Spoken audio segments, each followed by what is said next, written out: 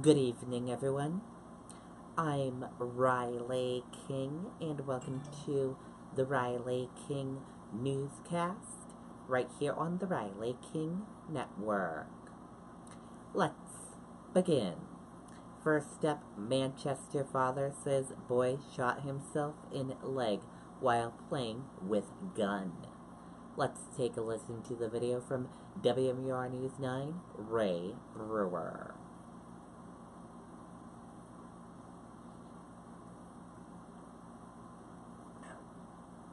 Out the door when it matters most. For more than a decade, he's been right there, everywhere. And when American jobs are on the line, he leads the charge. ABC's World News Tonight with David Muir is America's most watched newscast, and we thank you. Mike, the boy's dad, says he thought the gun was out of reach, that there was no way his son could get to it, but he says that's exactly what happened. As you guys can see right now, I'm pretty emotional. More than 12 hours after getting the word that his 7-year-old son was shot Thursday night, Miguel Roman Jr. had trouble holding back the tears. It was around 7 o'clock when I got the phone call that my 7-year-old had fired one of my guns into his leg.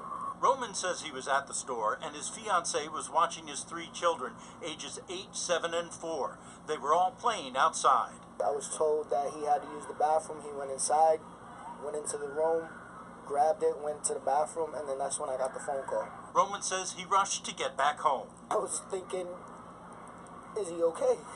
Then rushed to the hospital, where he got the word that his son was going to be fine, and there was an emotional reunion. As soon as he seen me, he started crying. Daddy, I love you. Daddy, I love you. All I can say is I love you too, baby. Roman says the gun was up on a dresser, so his son had to climb up to get it. He adds it was an older weapon, where the safety sometimes slid into the off position. This could have been a more tragic incident.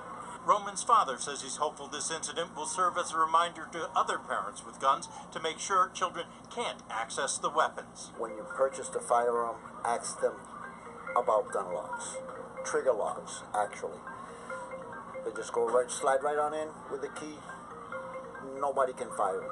It's advice Roman wishes he had followed and wants others to learn from what could have been a deadly lesson. Hopefully it never happens ever again.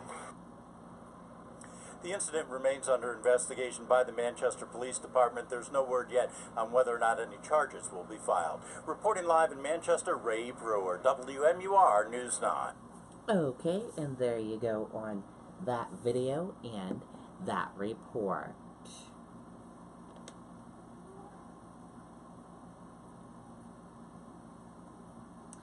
Significant traffic delays on I-93 North in Windham after crash.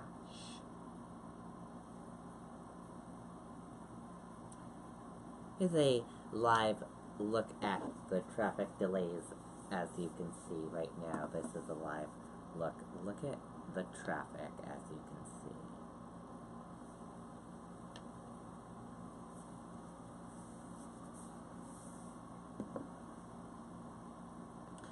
All lanes on the northbound side of Interstate 93 were temporarily closed Friday afternoon after a crash.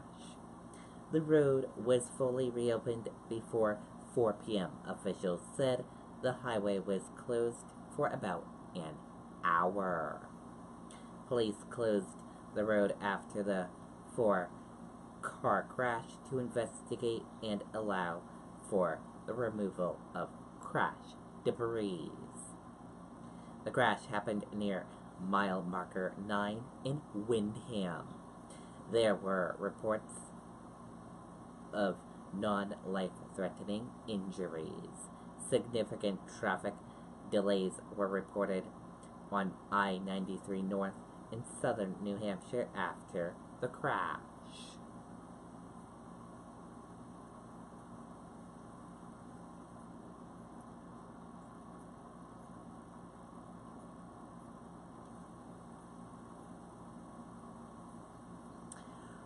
Worcester woos the Paw Sox construction of new Polar Park plan.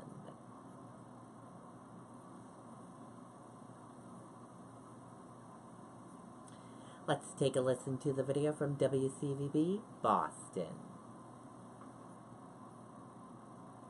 It's the Xfinity best deal of the year.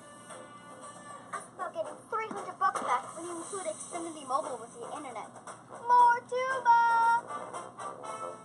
Simple, easy, awesome. To learn more, click, call, or visit us today. This is something that's been really driven by Larry Latino, the CEO of the Boston. I know that they've tried extremely hard to try to keep the team in Rhode Island. We're kind of bystanders in it because we love the Paw Sox in Rhode Island, but I understand that Larry felt that this was a good thing for this franchise, the AAA franchise, to move it to Worcester. I know they tried extremely hard to keep it in Rhode Island, and I'm disappointed that they couldn't make a deal, but as I said, we're really just bystanders. It's very important for us that we keep our fan base in Rhode Island, but this is a great fan base. Great job against New York. It's a great thing that the city of Worcester is a great thing for being there. Okay, that was video about the new home.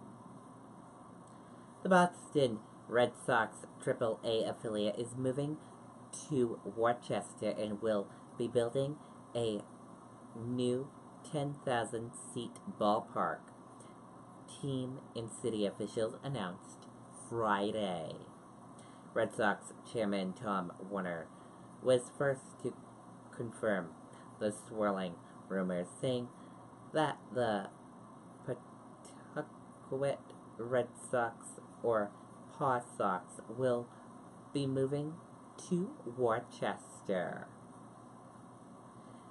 City and team officials revealed plans Friday afternoon to construct a new ballpark at cost up to $90 million. Team owner Larry said it will be called Polar Park. And here is a photo of what it will look like. Take a look. Looks like a nice stadium there. The development project will also include the creation of 250 apartments, 2 hotels, and space for restaurants or retail. It is expected to create 500 full-time jobs and 2,000 part-time jobs. City of Worcester officials said the proposed development will not be paid for with city dollars, but the Commonwealth of Massachusetts will commit to $35 million over the next 2 to 3 years. Final approval of the ballpark development is subjected to endorsement by the Worcester City Council and Minor League Baseball. Officials are expected to announce that the team will be renamed the Woo Sox. The Pawtucket Red Sox, or Paw Sox, have long said they needed a new home to replace their aging stadium. Rhode Island officials fought to keep the team, even authorizing partial state funding for a new stadium in Pawtucket. The chairman of the team, Larry, and others were spotted touring Worcester in recent days. The team filed a trademark, the word Woo Sox, on July 26. The application indicated that the word would be used in entertainment services, in nature of baseball games and exhibits, and personal appearances by a sports mascot. Other applications noted that the trademark would be used on goods like baseball guides, soccer scorebooks, clothing, caps, and a sports mascot. Very cool indeed.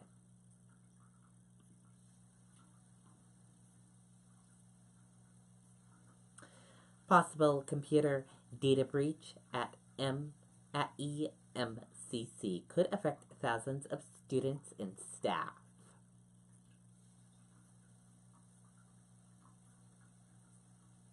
Eastern Maine Community College in Bangor is dealing with a possible data security breach that could impact thousands of students and staff. School officials are notifying 42,000 current and former students as well as employees that certain computers on campus were recently infected with malware and may have been hacked. EMCC has not notified any direct loss of data, but officials say some usernames and passwords, along with personal information like date of birth and social security numbers, could have been accused.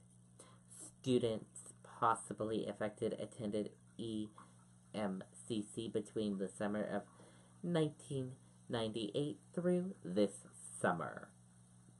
Potential employees would have worked at the college between 2008 and 2018. EMCC is offering free credit monitoring and identity resolution services. Officials are also working with federal investigators. Information and updates about the possible breach can be found on the school's website. And now let's take a look at your U.S. stock market and see how your U.S. stock market closed for this Friday evening. And here's a look at that U.S. stock market for all of you. Your Dow Jones Industrial Average closed in the green and went up. Your Nasdaq closed in the green and went up. S&P 500 closed in the green and went up. CNBC IQ 100 closed in the green and went up. Gold closed in the green and went up. Oil closed in the green and went up. US 10-year closed in the red and went down. Euro/USD closed in the green and went up. And VIX closed in the red and went down. Dow rises more than 100 points after report. Trump and XI hope to discuss trade in November. Dow Jones Industrial Average jumped on Friday after a report said President Donald Trump and Chinese leader Xi Jinping hope to discuss U.S.-China trade in November. Very sad day for U.S. as Jerry Mull's former campaign chairman's fate Trump.